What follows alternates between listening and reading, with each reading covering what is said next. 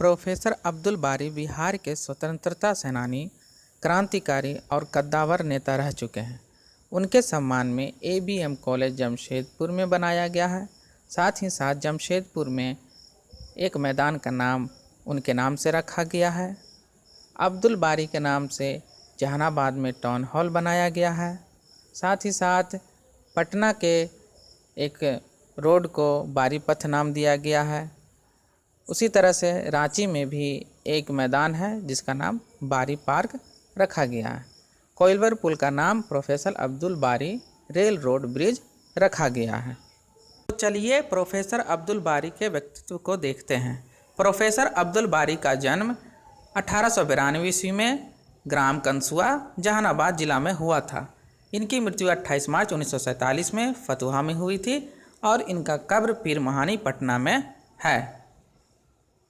इन्होंने अपने MA की डिग्री पटना यूनिवर्सिटी के पटना कॉलेज से की। इनके उपलब्धियों के बारे में अगर चर्चा की जाए तो ये टाटा वर्कर्स यूनियन में 1936 से 1947 तक प्रेसिडेंट रहे। आप मजरुल हक साहब के बनाए गए विद्यापीठ में प्रोफेसर पद पर रहे। 1936 में आप बिहार विधानसभा सदस्य चुने गए थे। आप चंपारण से जीतकर विधानसभा में आए थे। बिहार विधानसभा के आप उपसभापति 1937 में बने, जब कांग्रेस की सरकार बिहार में बनी थी। इससे पहले बिहार में मोहम्मद यूनुस की सरकार बनी थी। इनके अन्य उपलब्धियों की बात की जाए तो ये बिहार लेबर इंक्वायरी कमेटी के उपाध्यक्ष बने थे, जिनके अध्यक्ष डॉक्टर राजेंद्र प्रसाद थे। बिहार प्रदेश कमेटी के अध्यक्ष ये 1946 में बने। इनके महत्वपूर्ण कार्यों की अगर बात की जाए तो 1921, 1922 और 1942 में हुए आंदोलन में इन्होंने मजदूरों को एकता के सूत्र में पिरोया था। लेबर एसोसिएशन का भारतीय कानून के तहत मजदूर यूनियन के रूप में परिवर्तन करना इन्हीं के बस का कार्य रहा। 1930 में भागलपुर सत्याग्रह आंदोलन शुरू हुआ था, जिसकी शुरुआत अब्दुल बारी साहब ने ही की थी। साथ ही उन्होंने डॉक्टर राजेंद्र प्रसाद के साथ साथ मिलकर अंग्रेज़ों के दांत खट्टे कर दिए थे। आपने 1937 में जमशेदपुर लेबर एसोसिएशन का नाम बदलकर टाटा वर्कर्स यूनियन कर दिया। उसके बाद टिस्को के इतिहास में पहला समझौता अब्दुल बारी साहब के वजह से ही हुआ था, जो 1937 में हुआ था। आपके कार्यकाल में कुल 3 समझौते प्रबंधन समिति से हुए थे। इसके बाद स्वतंत्रता संग्राम में आपकी भागीदारी को कौन नहीं जानता है। बिहार में जब चंपारण सत्याग्रह शुरू हुआ था तो उसके शुरुआती दौर में जब महात्मा गांधी बिहार आए थे तो मौलाना मजरुल हक के साथ आप भी महात्मा गांधी का स्वागत किया था।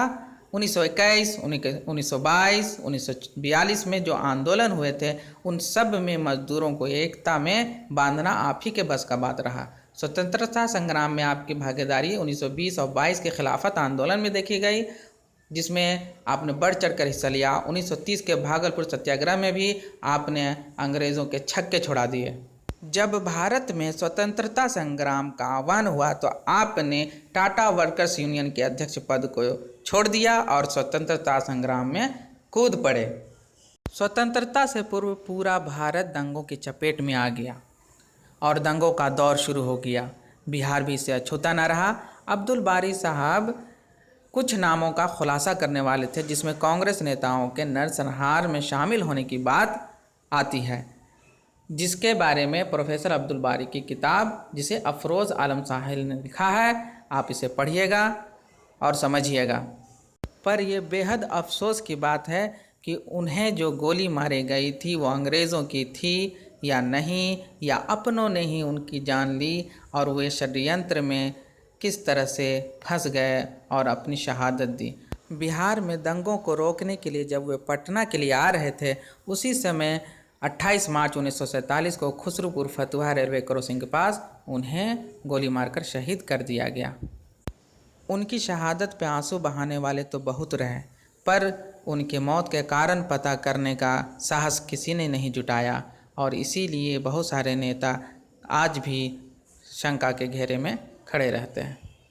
इसी के साथ हमारा यह वीडियो समाप्त होता है। अगर हमारा वीडियो आपको पसंद आता हो तो लाइक करें और अभी तक आपने हमारा चैनल सब्सक्राइब नहीं किया है तो प्लीज़ सब्सक्राइब करें और शेयर करें।